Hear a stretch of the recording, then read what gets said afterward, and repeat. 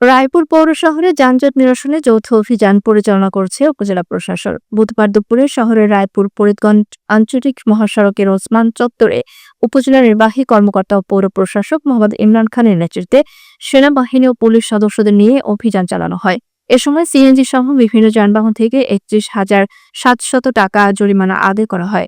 অপরদিকে ফুটপাত দখলে থাকা প্রায় ৮টি অস্থায়ী দোকান উচ্ছেদ করা হয়। জানা যায়, শহরের রায়পুর ফরিদগঞ্জ আঞ্চলিক মহাসড়কের থানা থেকে পৌরসভা পর্যন্ত দুই পাশের অর্ধেক জুড়ে দোকানদারদের মালামাল, সিএনজি, অটোরিকশা ও ভ্যান দখল করে তীব্র যানজট সৃষ্টি করে। পৌর প্রশাসন মাঝে মধ্যে অভিযান চালিয়ে ফুটপাত দখল মুক্ত করলেও তা সবসময় পুরোপুরি অবস্থায় ফিরে যাচ্ছে। বৃহস্পতিবার দুপুরে ভ্রাম্যমাণ আদালত পরিচালনা করে ১৩টি মামলা দায়ের করা হয় এবং ৩১,৭০০ টাকা জরিমানা আদায় করা হয়। এ সময় ৮টি অস্থায়ী দোকানও উচ্ছেদ করা হয়েছে। উপজেলা নির্বাহী কর্মকর্তা মোহাম্মদ ইমরান খান জানান, ফুটপাত দখল মুক্ত করতে বেশ কয়েকটি অভিযান করা হয়েছে।